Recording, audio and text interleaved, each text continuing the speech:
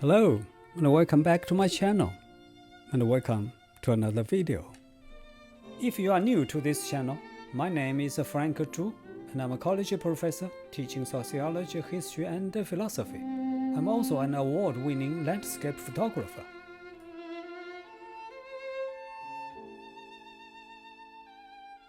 Just a couple of weeks ago, Zohran Mamdani, a young man who was only 34 years old, and who just 1 year ago was a little-known New York State lawmaker, was elected as the new mayor of New York City.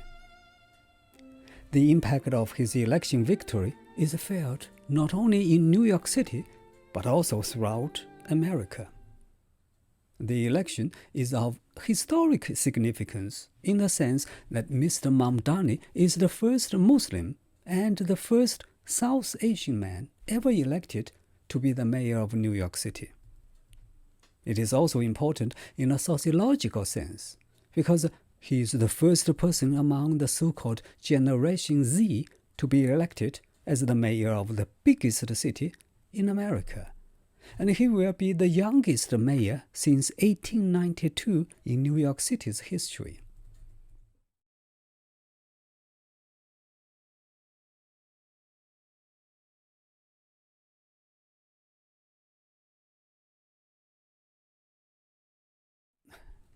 More importantly, the election is significant in a political sense, because for the first time, a democratic socialist was elected to the position, which is also a first in American history.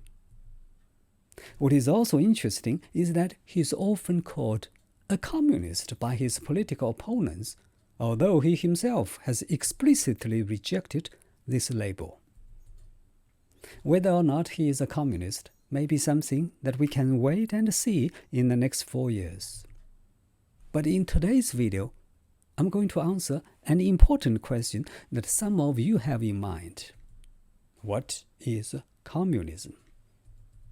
Hopefully, after you have watched this video, you will be able to judge on your own whether he is truly a communist and whether his policies in the next 4 years will be truly communist in nature.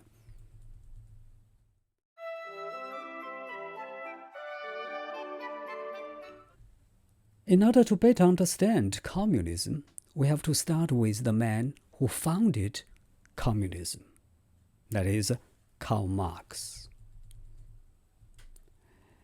It is hard to find another person who has had as much influence on intellectual history as Karl Marx, who was a philosopher, economist, political theorist, historian, sociologist, journalist, and revolutionary socialist. Without him, the modern world would have been totally different. Karl Marx was born in Germany in 1818. As a young man, Marx started out studying law. However, he soon switched to philosophy, believing that philosophy was a better tool with which he could change the world. For him, the world of his time was corrupt and disgusting. He was determined to change it. He famously wrote, "The philosophers have so far only interpreted the world in various ways. The point, however, is to change it." After receiving his degree in philosophy, he became an editor of a local newspaper. When he realized that he could no longer live in Germany because of his radical revolutionary ideas, he moved to Paris. There, he met Friedrich Engels, who would become his lifelong collaborator and friend. However, the French authorities would not tolerate his political thinking and drove him out of the country. Eventually, Marx moved to London and spent the rest of his life there until he died in 1883. Marx was a prolific writer. Among his works, the most notable are The Capitalist and The Communist Manifesto. The former is a huge book with several volumes, in which Marx analyzes the capitalist system with a sharp insight and in great detail. The latter is a political pamphlet in which Marx described all of human history as a series of class struggles and predicted that the upcoming workers' revolution would sweep aside the communist system for good and replace it with a socialist and eventually a communist system. Marx's ideas, and especially the idea of communism, are often misrepresented and misunderstood by many people, especially here in America, which is the biggest capitalist system. So, when Zohran Mamdani is accused of being a communist by his political opponents, many people, including some viewers of this channel, are wondering what communism is.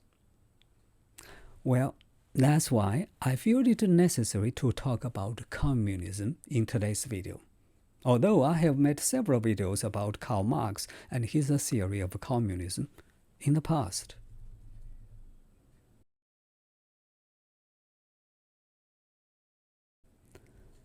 According to Karl Marx, there are 5 progressive stages of human socio-economic development. The first and earliest stage was what he called the primitive society. It was a society in which people made a living by hunting and gathering, by using very primitive tools. There were no private property and no social classes. After the agricultural revolution, private ownership of property and social classes appeared. Human society entered the second stage, which was called by Karl Marx the feudal society, where economic activities were based on the labor of slaves. After the Industrial Revolution, the capitalist society, which is the third stage, appeared, where economic activities centered on seeking profits. In the capitalist society, the class conflicts between capitalists and working class people become so severe that the capitalist society will collapse and be replaced by the socialist society, which is the fourth stage and a transitional stage to communism. Under socialism, according to Marxist theory, productivity will drastically increase. Private property will be gradually abolished, and inequalities based on them will disappear. Consequently, socialism will cease to exist and be replaced by communism.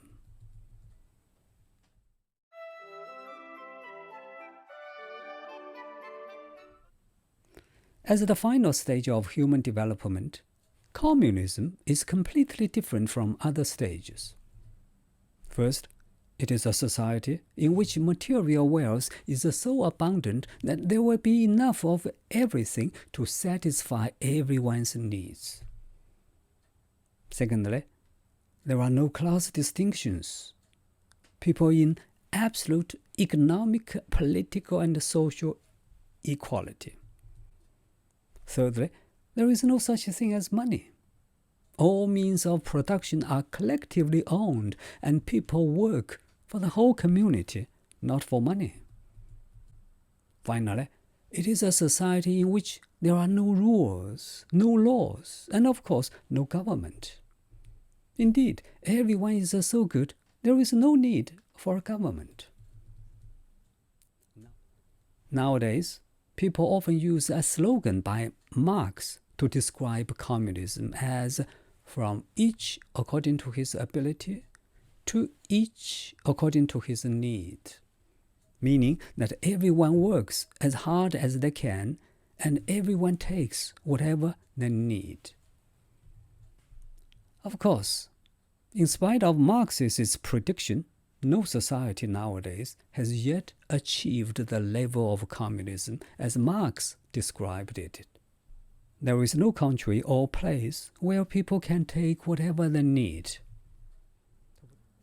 To put it another way, there is no real communist country in the world today.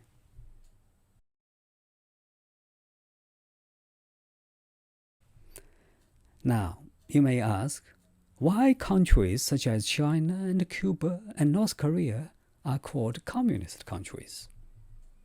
The answer is simple. It is because of misconception and misunderstanding. First of all, a lot of people don't distinguish between socialism and communism. They mistake socialism as communism. Furthermore, the fact that most controlling parties in those socialist countries call themselves communist parties also contributes to the misunderstanding. They name themselves communists because they are followers of Marxist theory and believe that communism will eventually come true. Finally, such misunderstanding is also due to the anti-communist narratives in much of Western media, which describe communist countries as authoritarian countries, where there is no freedom. The truth of the matter, however, is that the real Marxist communism is a system in which there is no government whatsoever.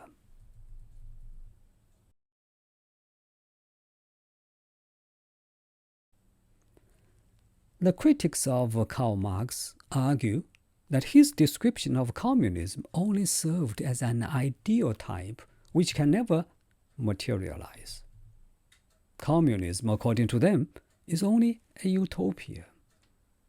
Their major argument is that communism is based on the assumption that no one is selfish and no one will take more than they need. But human beings, according to them, are selfish by nature, about which nothing can be done. However, followers of Karl Marx, who call themselves communists, insist that people are not born to be selfish. In a society where there are different social classes, people learn to be selfish. If they learn to be selfish, they can also learn not to be selfish.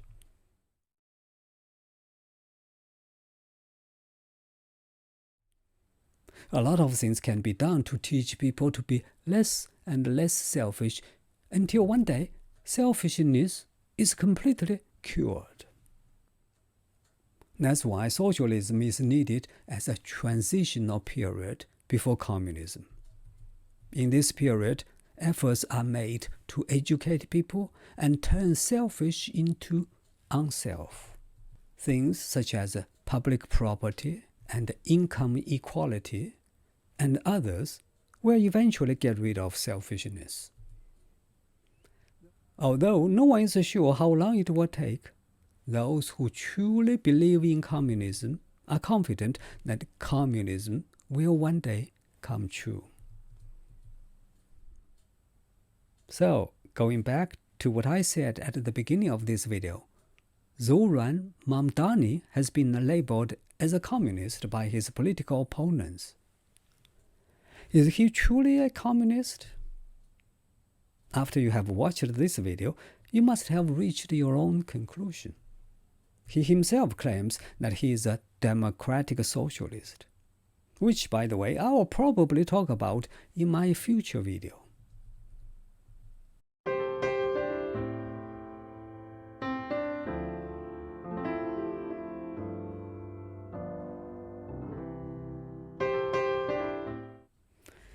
Well, I think that is all that I wanted to talk about in today's video. As always, thank you so much, and hopefully I will see you in the next video.